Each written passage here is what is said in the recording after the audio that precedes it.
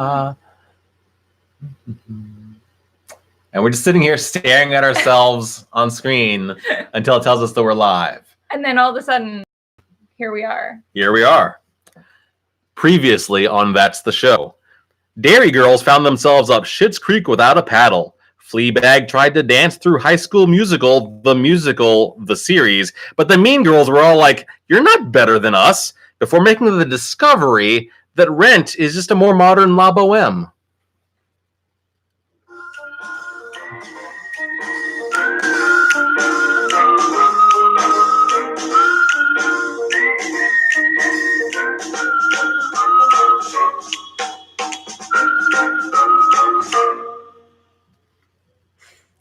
You like my reference to the Rent La Boheme thing? I did like that a lot. I also I don't read your previously on bits until we are doing this. So it's always like a fun little surprise. Oh, good. I'm glad. So hooray. Yeah.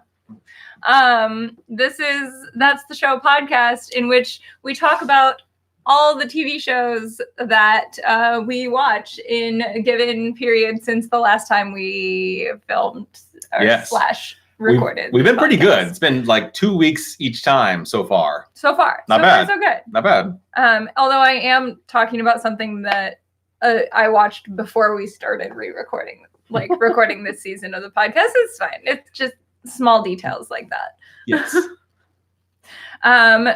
We should probably introduce ourselves for any newcomers here. My name is Rachel. I go by the Junie Bird on the internet.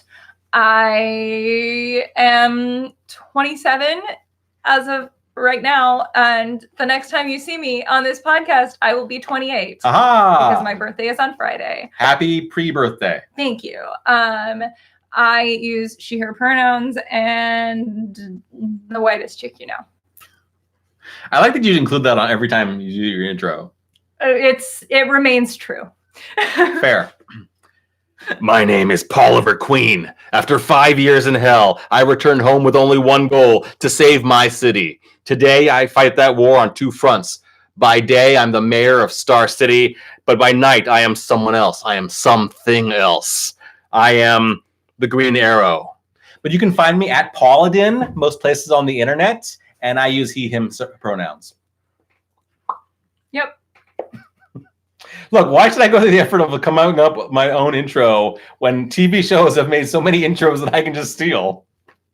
Yeah.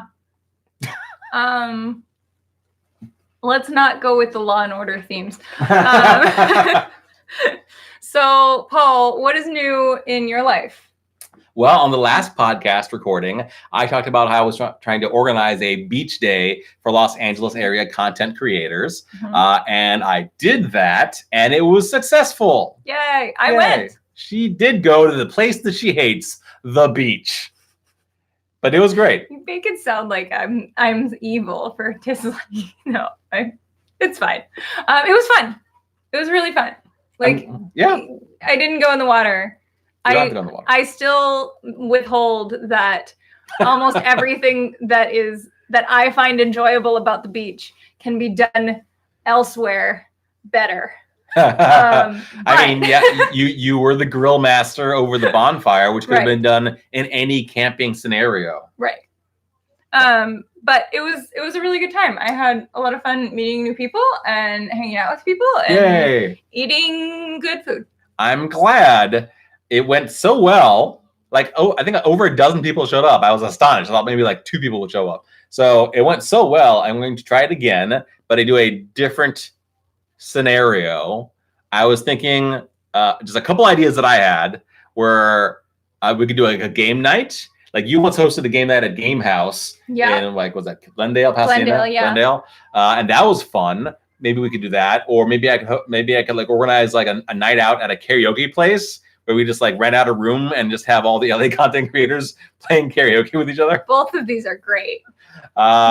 If my podcast viewers / listeners like any of those ideas, or if you have other suggestions for things that Los Angeles area content creators could do together in a group, please comment on this YouTube video or at me on the internet.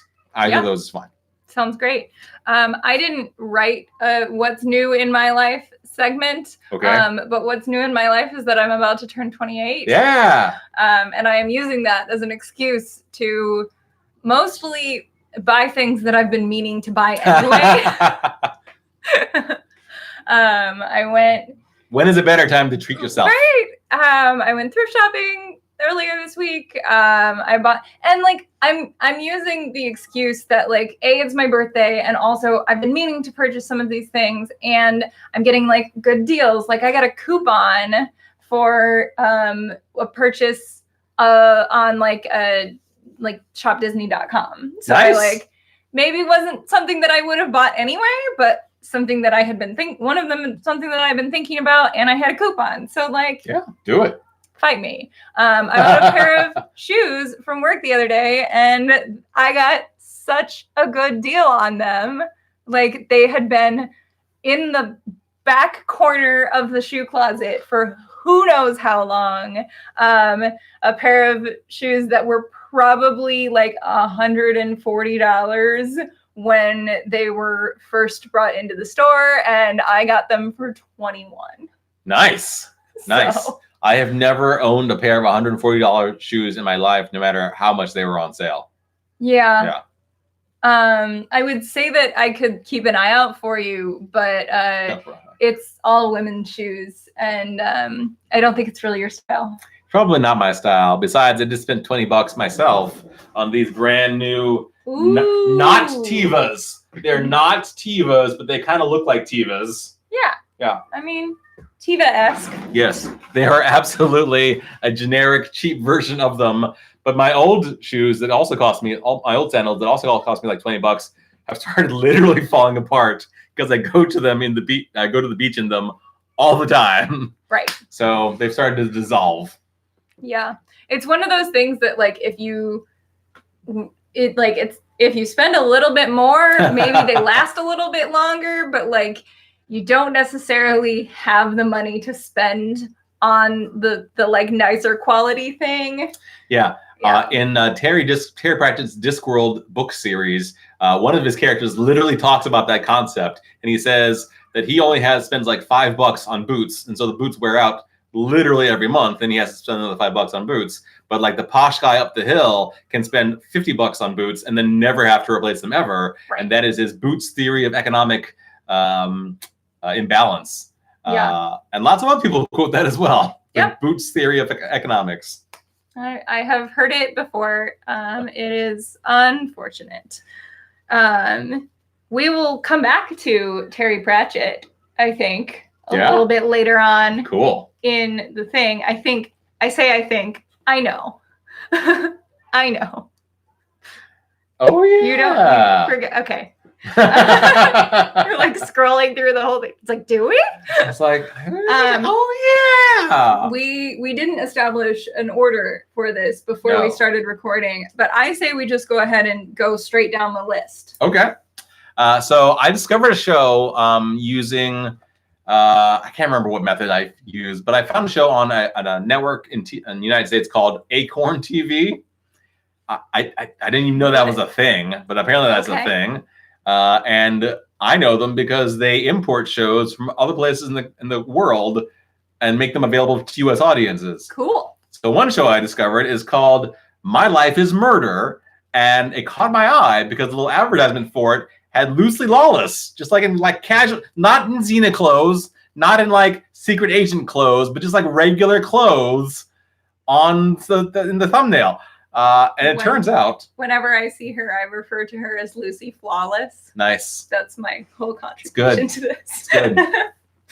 The premise of the show, My Life is Murder, is that this woman was a cop. She was a detective on the police force in Australia. This is where this whole thing comes from. The show is from Australia. The setting is Australia. She speaks Australian. I mean, with the accent.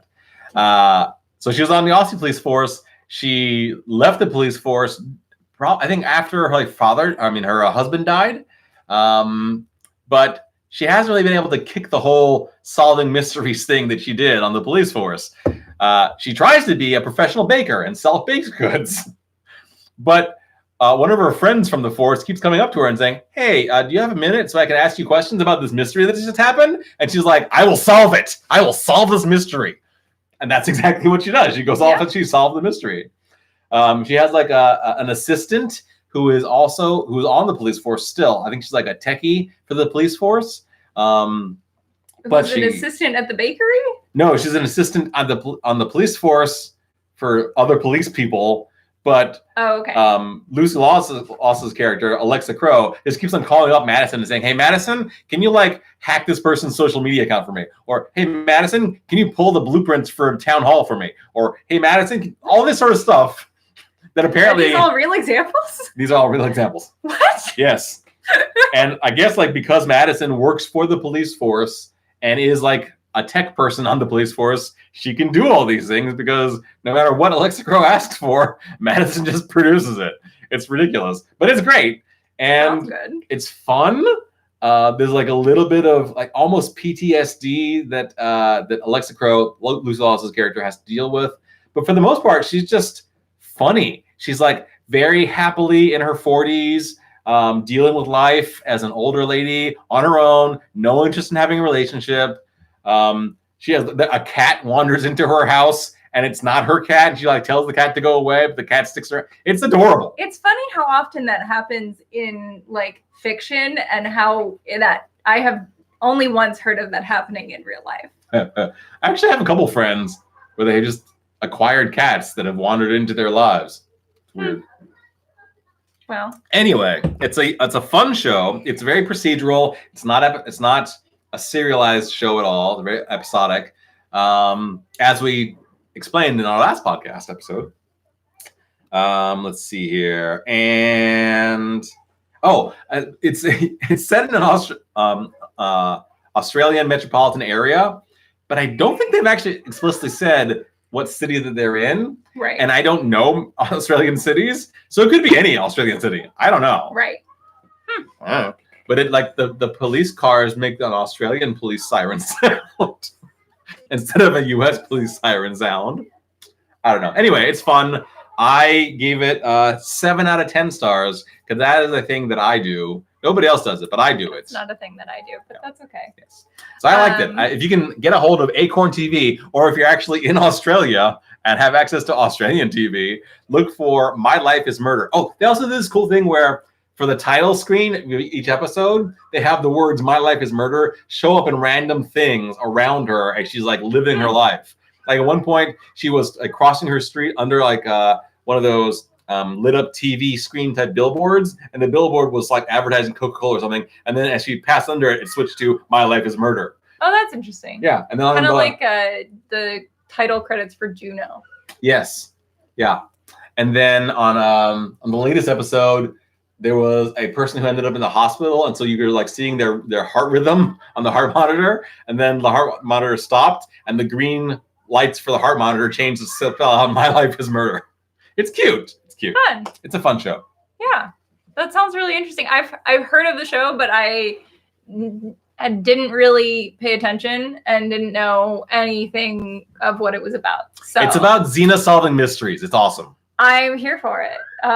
But also, where is Gabrielle? I don't know. Okay, maybe I don't care so much. Anyway, I'm going to talk, shifting gears a little bit. I'm going to talk about a show called The Chef Show. The Chef Show on Netflix. It's on Netflix. So I don't know if you, Paul, or you, the audience of our podcast here, is familiar with the movie Chef. I have a vague knowledge of it, but I never saw it. Okay. So it was written and directed and starred in by Jon Favreau, who is so many people know as Happy in the like Iron Man movies. MCU, Happy Hogan. The whole MCU row. The movie is fiction. This will come back into play in just a second. It's about a chef in LA who is really well known. He's really successful. He accidentally starts a Twitter feud with a food critic, and loses his job. He eventually starts cooking out of a food truck. He drives it from like Florida back to LA. Oh. It's a really like heartwarming family story. Like his son and his brother-in-law are like going in on this business together. It's really cute. During the like process of making this movie and preparing to make this movie, Jon Favreau wound up getting to know a man named Roy Choi. Famous big name chef. Big name chef who started and still runs a food truck called the Kogi food truck. Oh, yeah. Which is like Korean tacos. And it kind of like moves all around LA. It was one of the first food trucks to have to start the like gourmet food truck movement. Right. Before he did it, not many people were doing that. And this is a whole big long lead in to say that Jon Favreau missed hanging out with Roy Choi. So he made a TV show about it. Nice. And it is absolutely the strangest show in like that I've ever seen. Didn't like Gwyneth Paltrow like the Kogi food truck, and she like talked about it in Goop, or she brought it to her movie set or something? They talk about that. When the show opens, first episode, very start of it, with them cooking a pepper pot in Gwyneth Paltrow's kitchen. Nice. And they talk about how I guess she was maybe the one who brought the truck onto the set of like either Iron Man or Iron Man 2. Okay. And that's how they first met. So yeah, they talk about that. He just brings in all these people, like half of the MCU actors are like above the line crew. I saw the episode. I haven't watched the whole series of the Chef Show on Netflix, but I saw the one episode where there was Tom Holland and Robert Downey Jr. there at a table. I don't think they were involved in the cooking. They were just involved in the eating part. Yeah. I think. Yeah, they just go to Atlanta and like eat this restaurant out of all its food.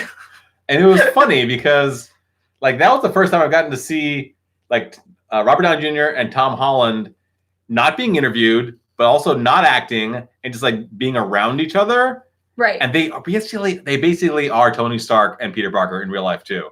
Yeah, kind of. It's wild. Yeah, and the whole show is kind of full of stuff like that. They also bring on a lot of like LA local restaurateurs who are friends of Roy Choi. I really enjoy pretty much every interaction that happens on this show. Roy Choi does not care who is here.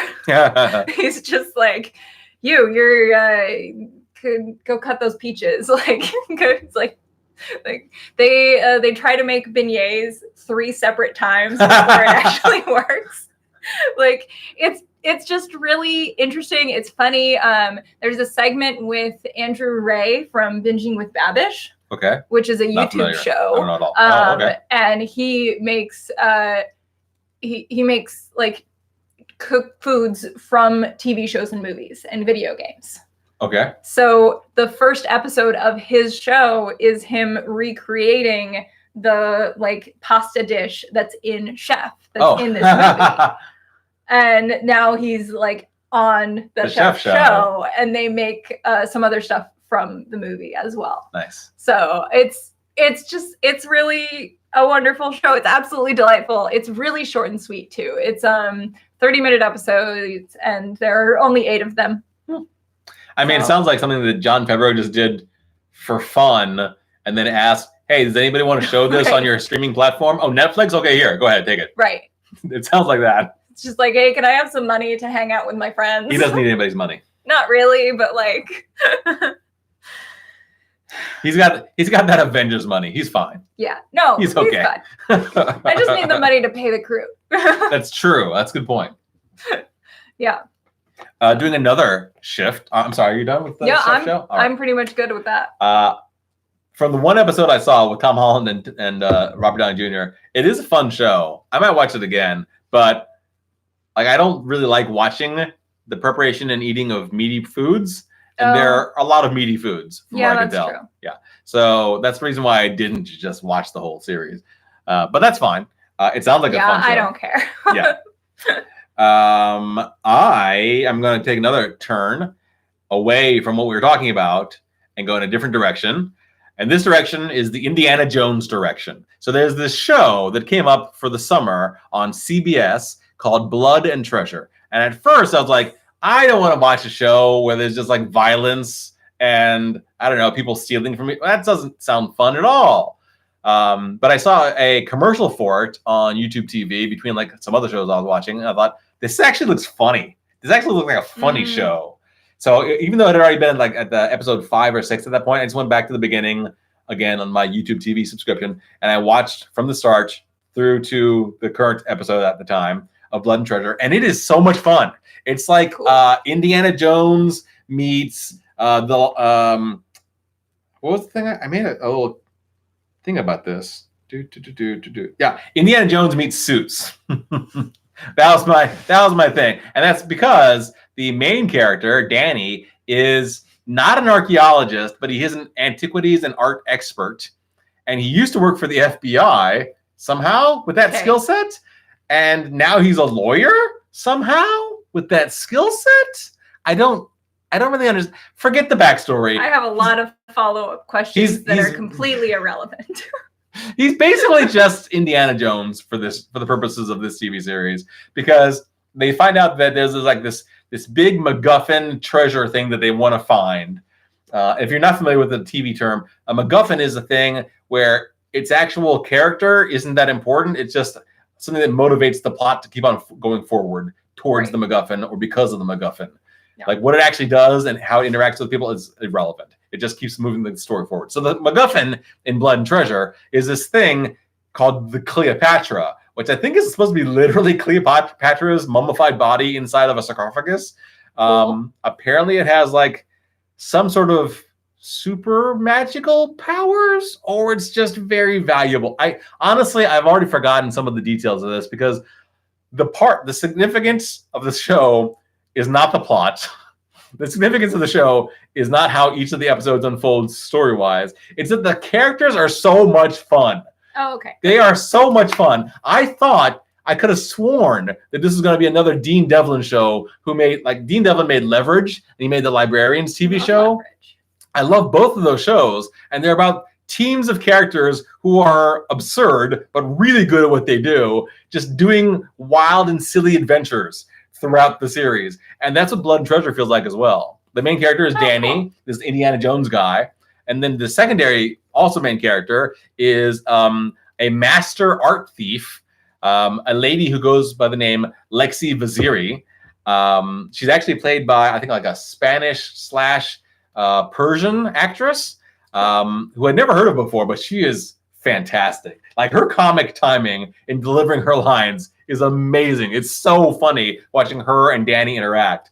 And then there's also like a priest who's like a childhood friend of Danny's, who just like contributes advice and stuff whenever Danny wanders around and says, I don't know, Father Chuck, what should I do? And Father Chuck says, do the right thing. And that's basically his whole interaction. But it's hilarious to watch them because he's like both religious and not at all religious, and just like a good insight into the way Danny's mind works. Anyway, and then there's like some other art thieves, and then there's like some government agents, some of whom are chasing them and some of whom are helping them. And then there's like this big, like internationally renowned terrorist who is the big bad, played by Odette Fair. It's a really fun show, and it's really well cast. Cool. Like the cast is amazing. Like I have to remind myself that they're not the other characters that I used to play. Like I have to tell myself that John Larroquette is not secretly a librarian. I have to tell myself that James Callis is not secretly a Cylon robot. I have to remind myself that Katya Winter is not Ichabod Crane's wife from Sleepy Hollow. I have to remind myself that Odette Fair is not Doctor Strange, but he should have been. They should have cast Doctor Strange as Odette Fair. Anyway, it's a fun show. Cool. Do you have any questions about the show? No. I mean, like I said, I have a lot of follow-up questions, but I don't think they're necessarily relevant. I don't know what the budget is for this CBS show, because they do some serious globetrotting. Like I just dialed down the cities that I could remember in my notes, and they went to Egypt, Austria, Geneva, Boston, which is anyway, and like an island in the Caribbean. And obviously some of those are going to be like on sets. I was going to say at least half of those were done in LA. But they seemed like they were really there. Yeah. Especially like the establishing shots that like pan over the city. Movie magic. Whatever. And purchasing other people's establishing shots. Fair. But it feels like a globetrotting show. And it tries to be. Like it really presents it that way. That's cool. And because of that, it feels like it's a bigger budget show than it probably is, since it was a summer show for CBS. Yeah. CBS has pretty big budget stuff though. Sure. I enjoyed it a lot. I gave it... Oh, the whole first season is both available on CBS, but also on Amazon Prime. Oh, that's nice. Oh, that's so nice. Yeah. CBS is usually so stingy with like where they allow their stuff to be. It's true. And all I can think is that, again, they weren't all that invested in this show, but it did get renewed for a second season. Somehow. I think it's because like everybody reacted the same way I did, which is, this is a surprisingly fun show. I will watch this show. It was great. Cool. I gave it 8 out of 10 stars. Nice. So we're like no smooth transitions in here. We are all over the place for this episode. But the next thing I'm going to talk about is something called the TVline premiere calendar. I feel like you've talked about this literally every season. Yeah, probably. Yeah. Because it's important to me. Tell our listeners and viewers about the TVline premiere calendar. So they put out this calendar every year, and it's literally a calendar that includes the premieres of all the things in the time period that is on the calendar, about 4 to 6 weeks. Sometimes it's a longer calendar, sometimes it's a little bit shorter. And then they also will include along the bottom if stuff is being pushed to mid-season, and if there's like other premieres that are later that the like doesn't fit in the like dates that they have listed. Okay, that's good. So there is a link to this calendar in the description of this video or in the show notes for the audio version, if we are able to get our act together and have an audio version. Look, the YouTube version is just so easy. It's great. So I love easy. it. There is no shade in that at all, because I don't really know how to do that. So in an attempt to, I want to talk about everything in this because there is so much to talk about, but I can't do that. So what I'm going to say is that the main premiere week for TV shows is 2 weeks from this week. It is September 23rd through 29th, which is a Monday to a Sunday. And it is that because the Sunday right before it is the Emmys. Oh, okay. Which we will probably be talking about in the next episode. You'll be talking about it. I rarely pay attention to the Emmys. That's fine. This is totally fine. So this is the fall premiere. There's usually a fall premiere season and then also a spring premiere season. Yeah. There is now. There didn't used to be, but like there is now. As of like the last 5 years. So. Right. So in an attempt to like not talk about everything, I'm just going to point out 2 shows that I am excited about. Yeah. What are the highlights? One of them, and I'm specifically saying new shows. One of them is Stumptown, which is on ABC. I'm excited for this, just based on the commercials for Stumptown. Right. It's Colby Smuthers returning to TV after all of her appearances as Maria Hill in the MCU. It looks like a really good action show. It's kind of like gritty Jessica Jones-esque to it, but set in Portland. Like they're really pushing that it's set in Portland. And as far as I can tell, there's no superpowers involved in this show. I don't think so, no. Yeah, it's kind of disappointing. I'm excited though. Other people who are not as tuned into the Marvel Cinematic Universe may also know Kobe Smulders from playing Robin on How I Met Your Mother right. for like, what is it, 8, 9 years? 10 years? That's the return to years? TV portion. Like she used to be on TV and then she went to movies for a little while and now she's coming back. And looks great though. It doesn't feel like sometimes when people come back to TV, it feels like they're crawling back in disgrace. This feels like a triumphant return. Yeah. So the other show that I'm going to mention in here, and we'll probably discuss again at a later point, is the Nancy Drew TV series. Also known as the Junie Bird in a TV series. I'm so excited. To be quite honest, I have almost not looked at anything involving this show. They said Nancy Drew, and I was immediately on board. We will see if that continues. I mean, there are 2 bits of news about the Nancy Drew TV show that I remember reading earlier on this year. Mm-hmm. And one of them was that she was going to be high school age, maybe like going maybe from high school to college, but like around that age. So not a kid, not a full-blown adult, but like in that tweens area. She's supposed to be 16, so good. And they mentioned Carson Drew as being her estranged father, which I remember you freaking out about. Yeah, that doesn't. I'm worried. Yeah. My hope is that much like Dora the Explorer movie, Dora and the Lost City of Gold, that is going to be her father's estranged, and like Nancy has to go find her father to save him. That's what I'm hoping. Yeah. So, also notable on the calendar, I'll say, is that there's a lot of streaming shows listed on this calendar, which feels really weird to me.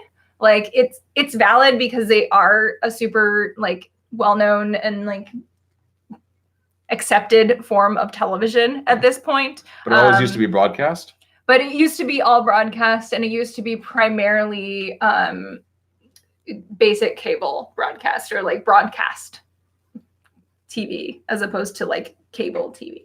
Got it. So that's a little weird to me. Another interesting thing is that there are a lot of shows that I was expecting to see on the calendar that will actually be mid-season shows. Like what? Brooklyn Nine-Nine. Oh, okay. All right. Yeah. Sure. Last season, it was a mid-season show, and that made sense because they had just switched networks. Yes. This season, it's a mid-season show, and I'm not sure why. Maybe they just try to be consistent about it. Yeah, I don't know. But I don't think the TV viewers would pay attention to that. They just want it back as soon as possible. Right. And then the other one that like I was really expecting to see on there was Agents of S.H.I.E.L.D. I didn't realize until I saw on this calendar that this is going to be the final season of Agents of S.H.I.E.L.D. Yep. Which, I mean, we kind of talked in the last episode about how I'm really glad when shows know that it's going to be their final season and are able to like properly finish off their storylines. So I'm glad for that. I just.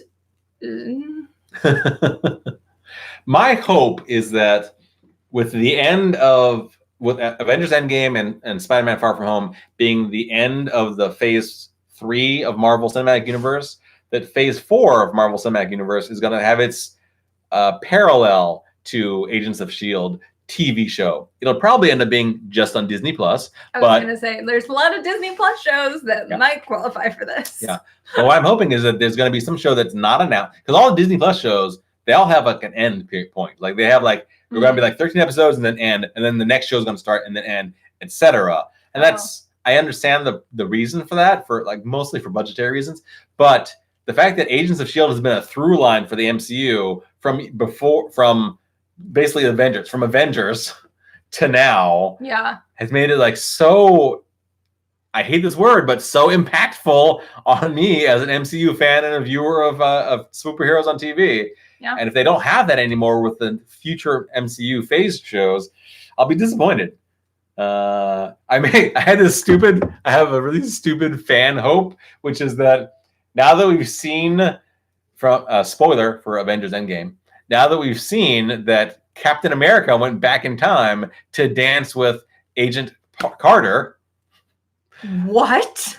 Now that that's happened, I'm hoping that they bring back Agent Carter for Disney Plus and just have a series where it's Agent Carter with Captain America. That would be amazing. I want it, and I also don't want it. Okay. Yep. there are a lot of opportunities with Disney Plus, and we are tangenting so hard right now.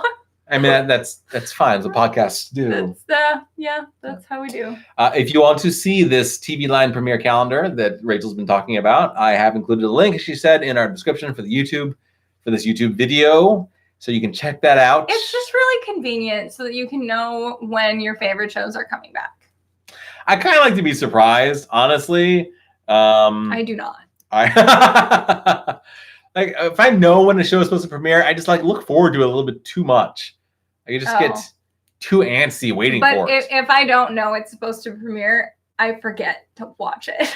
Oh, well, I put everything into my various streaming platforms saved lists as soon as I know that it exists. Like right now, Hulu and YouTube TV and what else I have? And Netflix and Amazon Prime. I've got all sorts of watch lists just waiting for things to premiere because I put them in there as soon as I hear about them. I mean, I only do streaming services now. Why do I need to know a calendar? It's like everything is a DVR. Because so that you can watch it immediately. Fair. Duh. So this is the time on our show where we do ad breaks. Ad break. Ad breaks. Normally I would say we should just continue down the line, but I think in this case, it makes more sense for you to go first. It makes more sense for me to go first, in which case, which you will see and understand in just a moment. So, in one of my proudest TV moments as of late, I heard one of my managers at work lamenting that she had just finished the show she was watching. I asked her what the show was and what were some other shows that she liked and what did she like about them. And immediately I recommended Broadchurch. It's a crime drama starring David Tennant and Olivia Colman, and it follows the disturbing death of a local boy in a small town called Broadchurch. My manager came back to me a week later and told me that she loves the show, and she was surprised that she had never seen it before. You might have the same reaction. Find out by watching it on Netflix or purchasing via Amazon or YouTube. That government agent, Phil Coulson, who crossed paths with all the Avengers up to and including the first Avengers movie, he died, right? Or maybe he just got very injured and then recovered in Tahiti. It's a magical place. Regardless, he recruited a hacker activist to his team who turns out to be a superhero in her own right. And that's the core of an amazing, underrated show on ABC called Marvel's Agents of S.H.I.E.L.D. This show deals with so many aspects of the MCU and so many times and spaces, from Ghost Rider to Inhumans to Graviton to other planets to the future and to the past. The Strategic Homeland Intervention, Enforcement, and Logistic Division is worth watching. All 6 seasons are now on Netflix and Hulu. Yay! I do think we should go back to doing we're going to the main story portion of the show. Story portion. And I think we should probably go back to what we were doing originally, which is just reading straight down the thing. So you should go first. I'll go next. I was literally just giving you an ad break about a Marvel show because I like Marvel usually much more than DC characters. This is the other reason that I want you to go first. There's Marvel Comics is like a huge organization that is behind most comics in the world, or competing with DC Comics, which is the other big force behind comics in the world. And I, again, usually prefer to watch Marvel stuff. But way back in 2010, there was this new show that aired on Cartoon Network. And it wasn't based on Superman or Batman. Like, everything was being based on Batman at the time, but this wasn't based on them. Instead, it was based on a lot of characters from the DC Comics universe that are typically considered sidekicks or like almost mascots even because they're young kids. And the show was called Young Justice.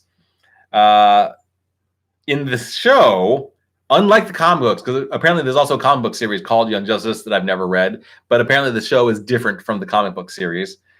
In the show, these sidekicks start off the series by complaining about how they're not getting enough responsibility and how they're just being treated like kids.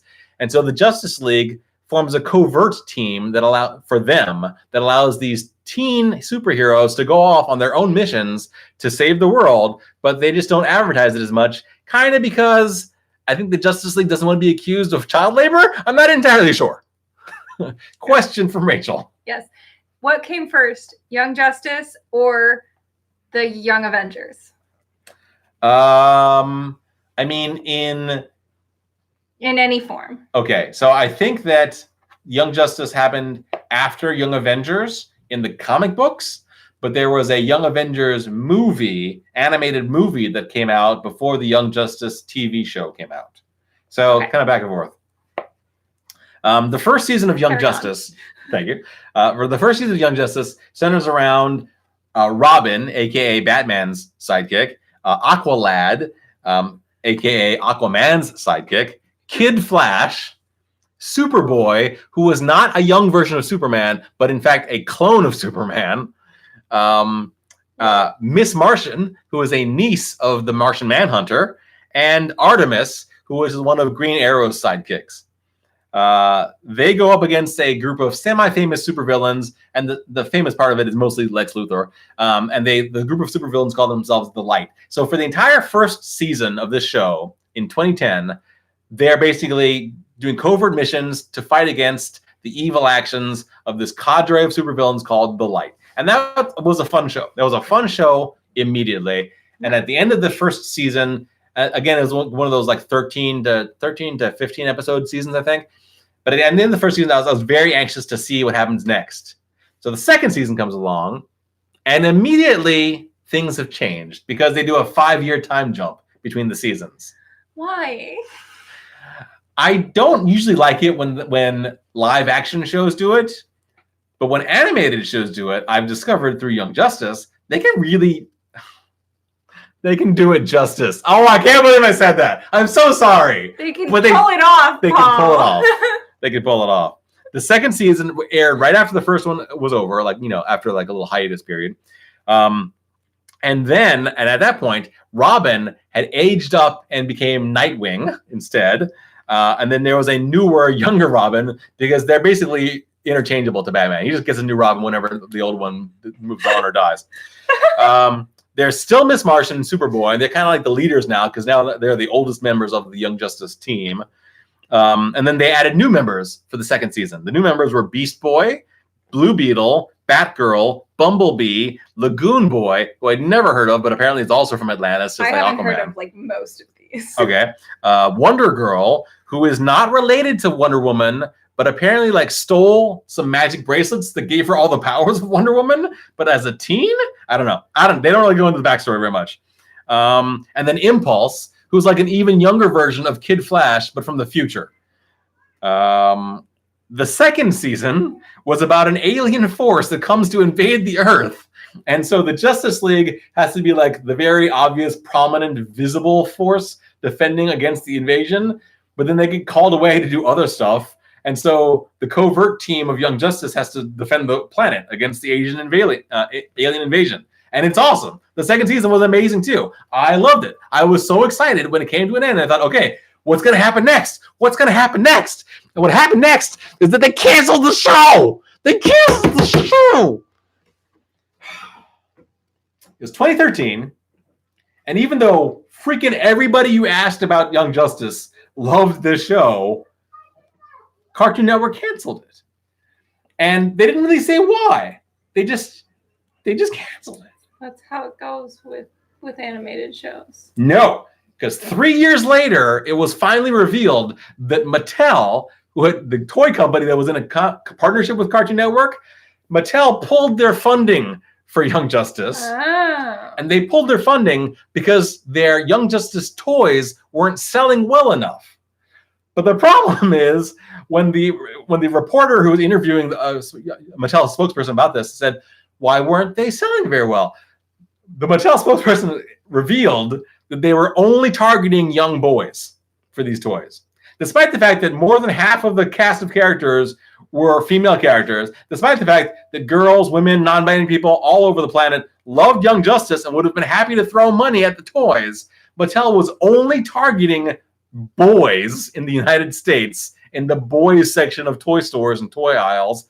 And if they weren't since they weren't selling enough to the boys, they just canceled instead of changing their advertising technique to include women and girls. Which is so dumb because Mattel is like most famous for Barbies. Barbie, yeah. So like you already have the shelf space. Like just stick some Young Justice shit in there.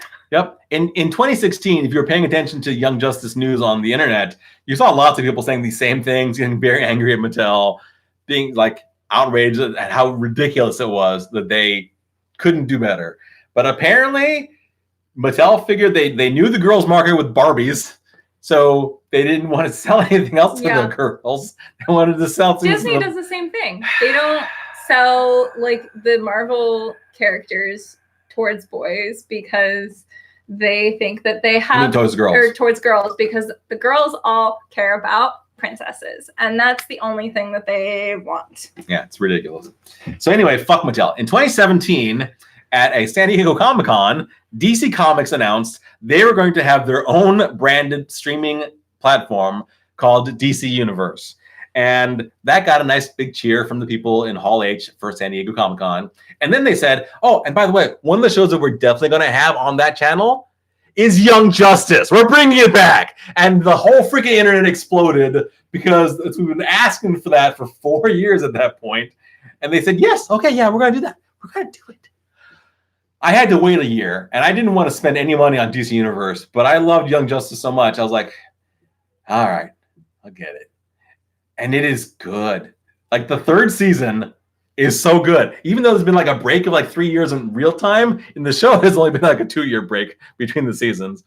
And the third season is they concentrate on the fact that some sort of supervillains were trafficking kids, or like trafficking metahuman kids.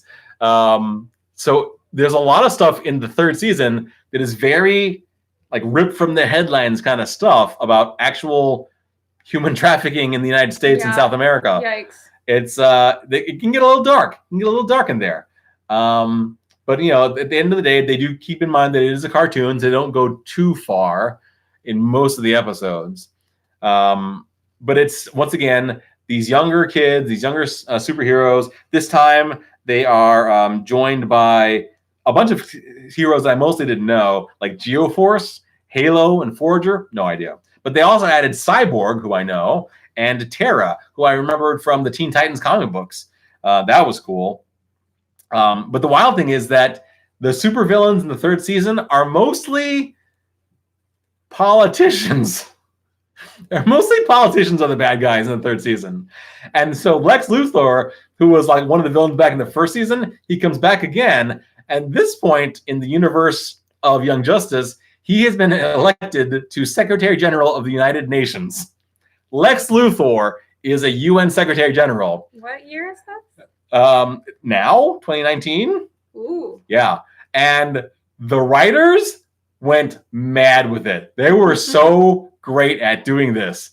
Because even though he's Lex Luthor and he's known for being like this very cunning, brilliant supervillain, in the show, behind the scenes, he's a genius. But he keeps on having to talk to the TV in response to like all the social media things that are happening around these teen superheroes.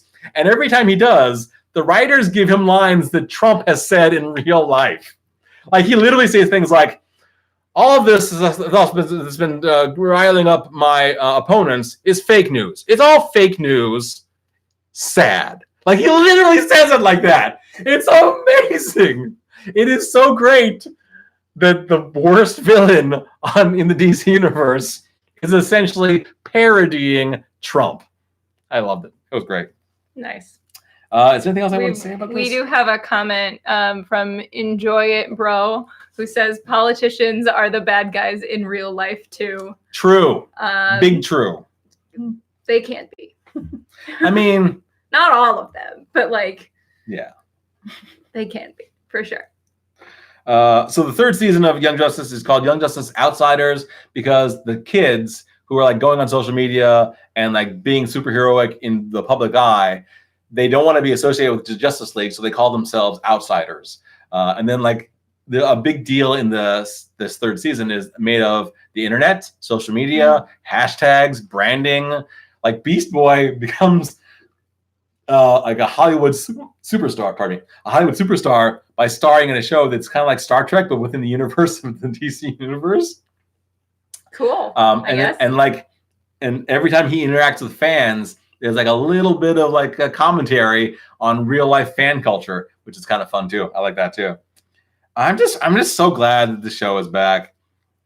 It's like, yeah, it's got some dark stuff, but there's also lots of humor. And the big reason why I like this show, as opposed to, for example, most of the DC movies that have come out in the last 5 years, is that this show isn't about being dark. Like, that's not the point of it. Like, some of the topics are dark, but that's not the point of the show. The point of the show is to be hopeful, is to like bring back an emphasis on the humanity of these characters, about how much they care about each other. There's lots of different types of love that are very explicitly talked about in the show. Like, different people have relationships. There's romantic love, there's familial love, there's friendship love. Like, they literally talk about the importance of friendship love. There's even some like agape up in there. That's right. Just a perfect friendship and other friendships. I don't know what that's from. It's from Anything Goes. Oh. There's like a million variations of other friendships. Been forgot. Ours will still be hot. No. Okay. Sorry. I remember that part of the refrain. So yeah, I was mad for a long time that it was gone. It came back, and it wasn't a reboot. It wasn't like a new version of the show. It was a continuation of the show. Yeah. Yeah. And because it's an animated show, you know, the characters didn't have to age any more than they wanted the characters to age, right, which is convenient. Yeah, super convenient. Yeah. And unlike some shows that go away for a while and they come back, and then you're like, this writing isn't as good. In the case of Young Justice, it is just as good. It might even be better now. I am very impressed with it. I gave it 9 out of 10 stars. But it is, and it has been renewed. It's been renewed for a 4th season. Yay! But still, it's going to be on the proprietary DC Universe streaming platform, so you may not be able to see it anywhere else unless like probably Disney buys them or something. I don't know. It's possible. Disney can buy everybody. Disney buys everybody. Yes. Yeah. So, yeah. So that's Young Justice, animated show, DC Universe. I like it a lot. Cool. Great. What do you want to talk about for your main story? I'm going to talk about a show called Good Omens, which is on Amazon Prime. Yeah. And I don't have quite as much to say about it as you have about Young Justice, which is probably for the best because we are starting to get a little bit long. But it's fine, I say as I wave my hand dismissively. We're a podcast. Okay. So it has actually been a hot minute since I watched this show. It's on Amazon Prime. It's a limited series. There are 6 hour-long episodes, and there won't be any more seasons beyond what is already here. And that's because Good Omens is based on a book by Neil Gaiman and Terry Pratchett. Yay! It's a good book. I actually haven't read the book. I used to be a very strict book before the movie person, but I haven't read the book. I have... What's happening? I'm looking to see if I have the book. Oh, okay. I was told by a very good friend of mine that it would be okay to just watch the show without having read the book. And it was. I love almost everything about this show. It's really incredible. Like the story, if you're not familiar with it, it's about an angel, Aziraphale, and the demon Crowley, who are tasked with doing heaven and hell's bidding on Earth, respectively.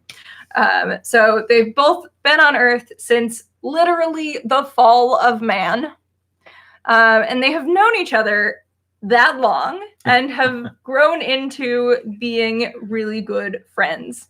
So one of my favorite episodes is actually the one where we just spend a lot of time, like they have a credit sequence in the show, which is gorgeous. It's gorgeous, yeah. It's like the effects in this show, like the special effects and the graphics and all that kind of thing is really, really well done. I'm very impressed. But there's one episode where the title sequence literally is halfway. Yeah. And it's because they spend in front of the title sequence is like the story of Crowley and Aziraphale becoming friends. Yes. The cold open was just that. Over the ages, over the centuries. It was like a half-hour long cold open. Centuries. I lost my place.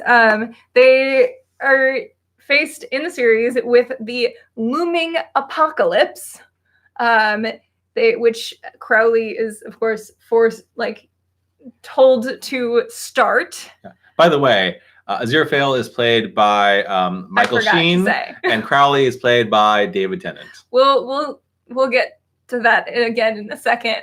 But thank you. They're both amazing and brilliant. Good.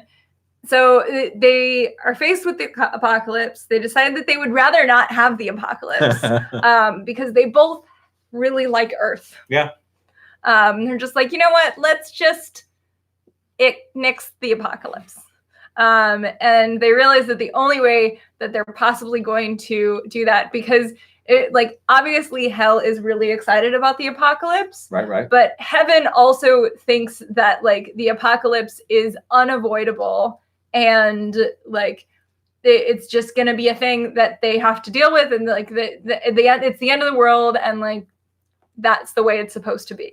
Right. It was written, and both sides think that their side is going to win. Right. Thus eliminating the other side so that they can just have dominion over all of existence. Right. Neither side thinks that this is a problem. Yeah. They both are super gung-ho about the apocalypse. And each side, like heaven's side and hell's side, mostly consists of members who just stay in their realm. So they don't really explore Earth. They just stay in hell or they just stay in heaven, and they just want their existence to keep on getting more and more of what it is already. Right. Whereas Aziraphale and Crowley would like to stay just the way that they are. Thank you very much. Yeah. So they team up together to try and stop the apocalypse.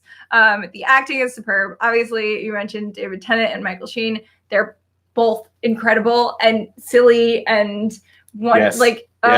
It's like all the weird, funny things that I was not super familiar with Michael Sheen before this, but I knew David Tennant from a lot of different things that he's done, but all the weird little bits of things that he's done in Doctor Who, for example, are in Good Omens too. It's great. I love it. But there's also a lot of other well cast and well acted parts, I would say, throughout the whole series. John Hamm is the angel Gabriel. Yes, one of my favorite roles he's played so far. And honestly, it manages to surprise me every single time. Even later on in the series, when you're I should know, I should be ready for this, I'm never ready. Nick Offerman has a blink and you miss it cameo in it. Yeah. He's the father of the boy that they presume is the Antichrist. They're wrong. The actual Antichrist is played by a kid named Sam Taylor Buck, who doesn't have a lot of credits before this. He was in a TV show that I had not heard of or seen. He was a reoccurring role in the show. And it he does such a good job of being a little bit creepy, a little bit innocent. There's also so many different side plots to this series, which is the great benefit of them doing it as a mini series as opposed to trying to cram it all into a movie. I'm glad they didn't do a movie. Yeah, for sure. There's just too much going on. There's a lot for this to have been a movie. You would not have gotten the 4 Horsemen of the Apocalypse if this were a movie, or they would just be silhouettes in the distance. Yeah. You would not have gotten the Witchfinder General and the Witchfinder Private. Like, there's this whole plot line of these two guys who's like have a long history of their ancestors' have hunting witches and killing them all. Yep. And of course, they meet some witches, and they're not nearly as terrible as they had assumed they would be. Yeah. The subtitle of the book, Good Omens, is The Nice and Accurate Prophecies of Agnes Nutter, Witch. Yeah. Which brings me to The Nice and Accurate Prophecies of Agnes Nutter, which is also like a kind of its own subplot of this woman who in medieval times, like, just predicted everything. Literally everything. And was right. And like, it's like in weird old language. So like, when it was written, they're like, this doesn't make any sense. Yeah, I mean, just like try to remember if you were around before the iPhone existed and you didn't have any of the terminology that we have now for iPhones, and you tried to describe an iPhone to someone who had never seen that kind of technology. You might say things like, there will be a magic box that you can hold in your hand and has all of knowledge available to you, but only if you are near things that are called antennas. Right. What does that mean before the year 1900? Thankfully they all have dates attached to them. Yes. So like they're all like you go through it and you're like, oh yes, this now makes sense. I will invest in Apple stock. So it's wonderful. I love everything about it. It's very, very Neil Gaiman. Which is, I guess, the other thing that I'll say about this series is that it's Neil Gaiman and Terry Pratchett wrote it together. Yeah, very much. And Terry Pratchett has died fairly recently. A few years ago. But apparently one of the things that Terry Pratchett said to Neil Gaiman as he like knew that he was dying is like, hey, just do this for me, like make Good Omens a thing that I can watch. And it was like a few years before he had died, and so like that was the genesis of turning Good Omens into a TV show. And they had hoped that it would be a thing that Terry Pratchett could watch. Like they had hoped to finish it before he died, and that did not actually get to happen. Yeah. So it's very much like a tribute to him. And there are little references, like one of the guard in it's like the American Embassy is reading American Gods, which is another Neil Gaiman book. So like there's a whole series of Terry Pratchett books in the bookshop that Aziraphale owns and runs and never sells any books out of. There's a lot of little wonderful things in this series that are very, very much Terry Pratchett or very much Neil Gaiman. Yeah, I mean, they are not the same kind of author, because Neil Gaiman doesn't usually go for comedy. He usually goes for things that are very thinky, very thoughtful, very oftentimes dark, a lot of times twisted. He likes lots of twisted stuff. Right. And Terry Pratchett is known for having similar sensibilities. Supernatural kind of. Yeah, but very humorous about everything. Like he finds the funny side of all the dark things. And that's what his Discworld series is known for. Yeah. And so I would say that like it is, because Good Omens has both lots of twists and turns and weird things and stuff that's outside of context. You just go, what the F is going on here? And that's like, that is so Neil Gaiman. But then on the other hand, all these dark characters are like really absurd and sometimes hilarious. Right. Like all the angels, their favorite thing about humanity is the sound of music. Yeah. I can 100% see that being a Terry Pratchett influence. Right. Like Neil Gaiman would not have thought of that. Probably not. There's this great part in the book, and they kind of reference it a little bit in the miniseries, but they don't like explicitly talk about it. In the book, Terry Pratchett writes, the two of them write, that any cassette tape left in a car long enough becomes the best of Queen. And so you don't even have a choice. At some point, eventually, if you have a car long enough and you put on your music, it's going to be Queen. And so in the miniseries, sure enough, we get Queen blasting out through the speakers. Right, the entire half the soundtrack is Queen. But they never talk about how that was like a thing that they explicitly say in the book. I didn't know that. Yeah, it's great.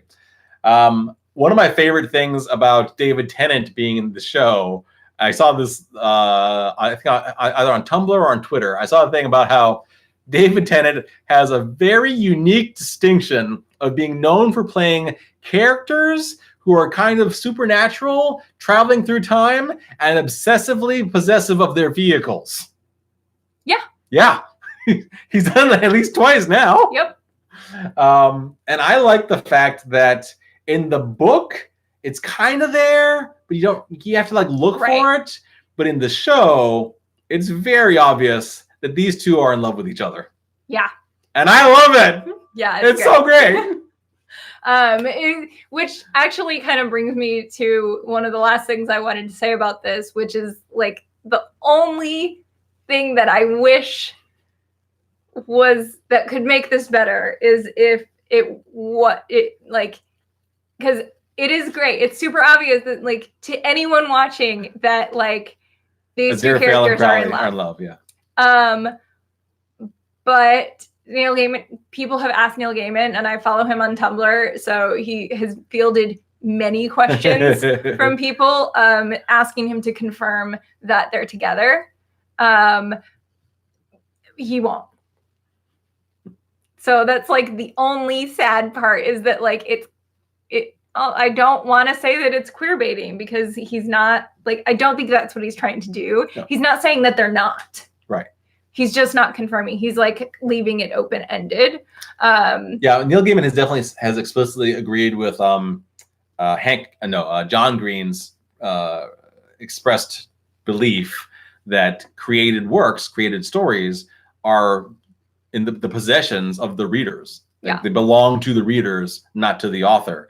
And so whenever there's a thing that he has written, and he's written it specifically not to be explicit, not to be canonical, he does that on purpose, and he wants to leave it open for the readers to interpret however it makes most sense to them and makes them feel the best. Right. Which is lovely and wonderful, but also I just want them to be gay. I like to remember that gender is a human concept, not a divine concept. That's a good point. Angels and demons aren't really gendered anyway. They just happen to look a particular way when they're like visible to humans, essentially. So regardless of what their actual genders are, I whether they're male or non-binary, I 100% believe that these two characters, played specifically by Michael Sheen and David Tennant, are loving old gay biddies who just like argue about the stupidest stuff, but in their heart of hearts, they would never do anything to hurt each other because they love each other so much. And there's no doubt in my mind that is exactly how Michael Sheen and David Tennant played these characters. I think at one point, Michael Sheen actually admitted that he did that on purpose.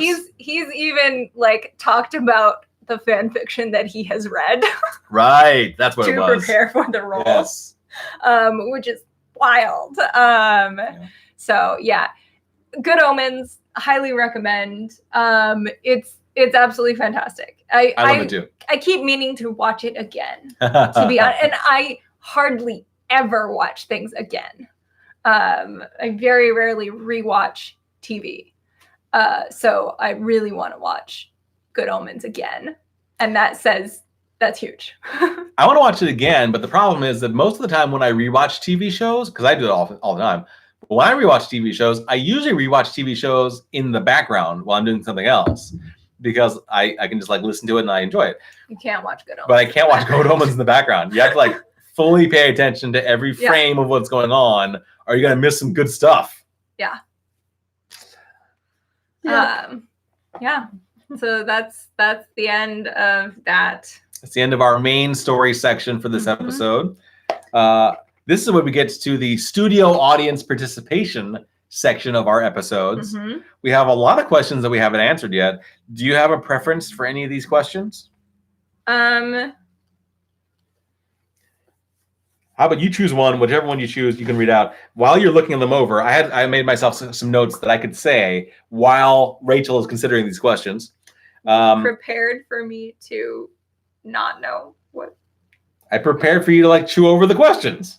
No, I know which question I wanted. Oh, okay. Well, I'm going to say this very quickly. Let's say it anyway. I wanted to thank our new YouTube subscribers, Stephen Hayden and Milo Stewart. As you may or may not have realized, we always try to come up with our ad breaks in our episodes by choosing a TV show to make a commercial about, a fake commercial about, that contains at least one actor who was also in one of the hot takes or main story shows for the episode. And I thought I would actually explicitly bring this up this time and say, can you figure out why we chose the ad breaks that we chose? I don't think it's very hard to figure out. No, it's not. But if you can figure it out, please comment and let us know what you think the reason was for the ad breaks that we chose. And go back and listen to old episodes and see if you can figure it out. Yeah, because we've been doing this for all 3 seasons. It's been the entire time. I will also say that my ad break, this particular episode, was just really more of a humble brag than anything. That's fine. It's our podcast. We can do however we want. It's my birthday. And it's your birthday. In 2 days. So I get to do whatever I want. Absolutely. That's not how that works. But I will say that I think for this episode, we're going to answer a question from @twirly_enough. Hooray! Who Themily on Twitter. Okay. And they ask, what's your go-to TV show / movie to make you feel better if you are sick or upset? Yeah. I know my answers. I kind of gravitate back towards The West Wing. Oh, yeah.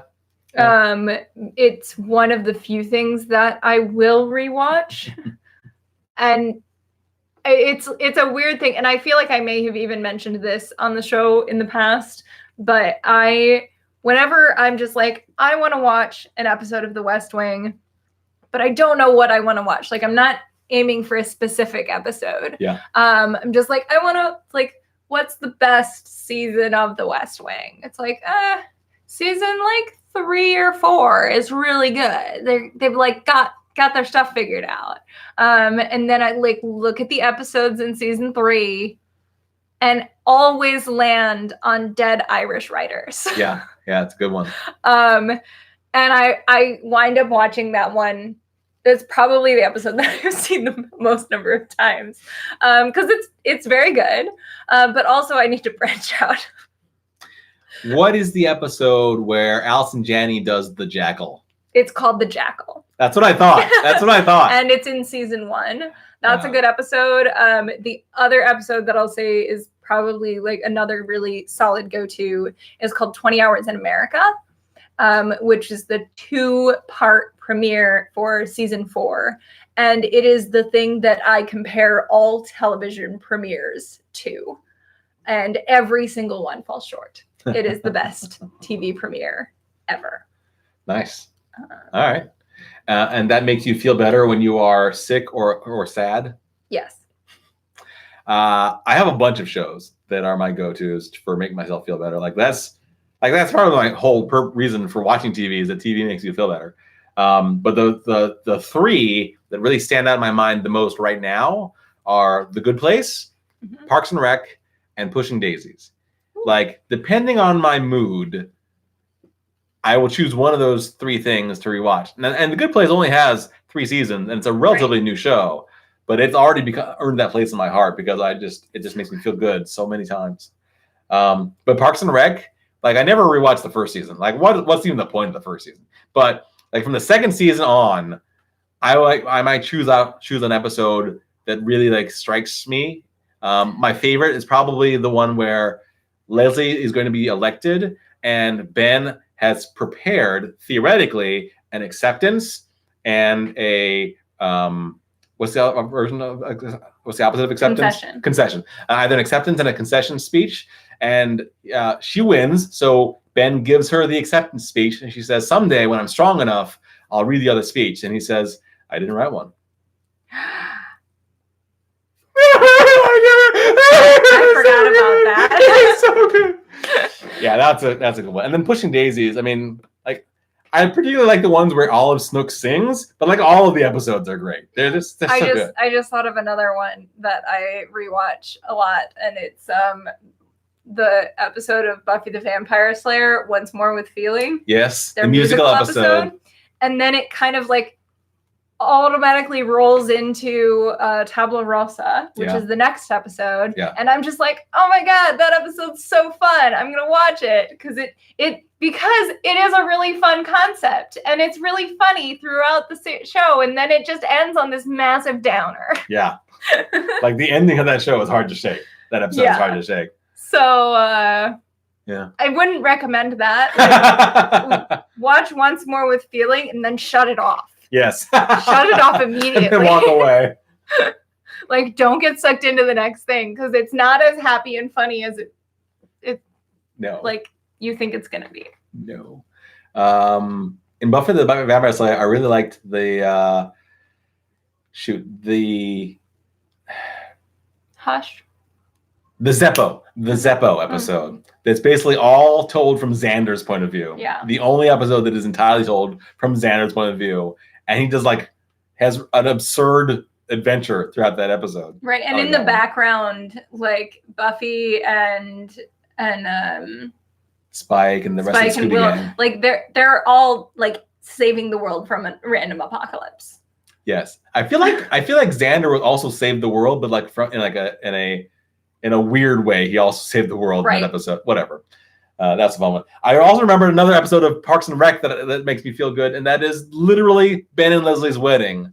Oh. When like Ron Swanson melts down a sconce and makes it into their wedding rings, and like their vows include "I love you" and "I like you." Iron, yeah, which is the best reference to the show ever. Okay, yeah. We could clearly go on forever. Could. Absolutely. But thank you, Twirly Enough, for asking us a question. Yeah, once again, as usually happens around this time in the podcast, I'm hungry. So we're gonna have to stop this. Here's where we ask each other, what are you going to do now? I'm going to Disneyland.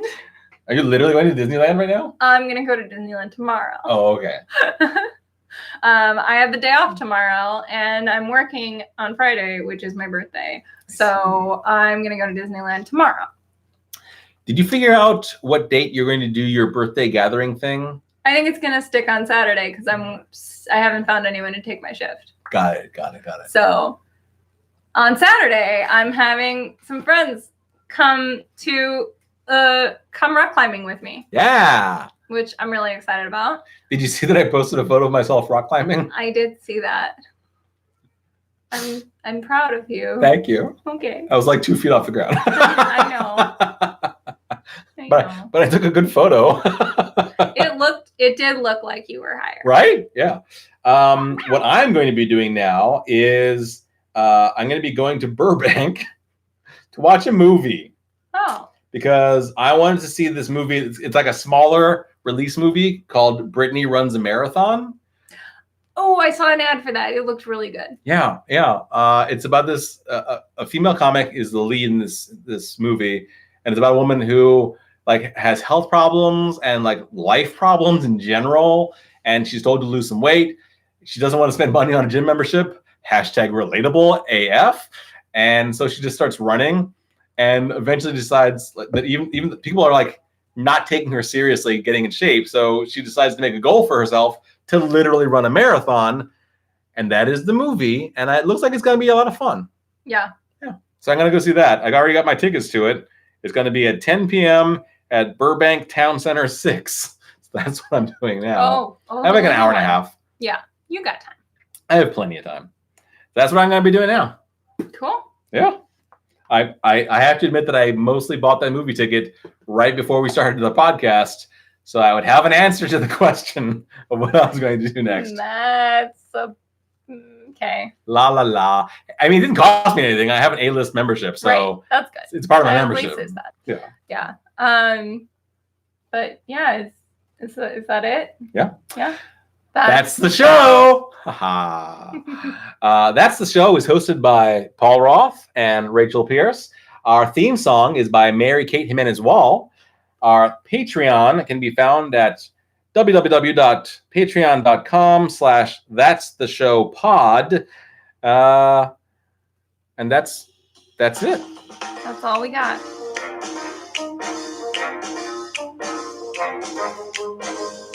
I should probably put something up on our Patreon at some point.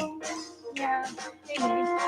I mean, we're just getting back into this now. This is only the third episode back in our third season. I want to make sure that we were actually lasting. I'm not worried about it. Okay, good. I'm not worried about anything. What I want people to do is to subscribe to this YouTube channel so we can get a URL for it. Yeah, do that. Bye. I don't know why YouTube makes us do that.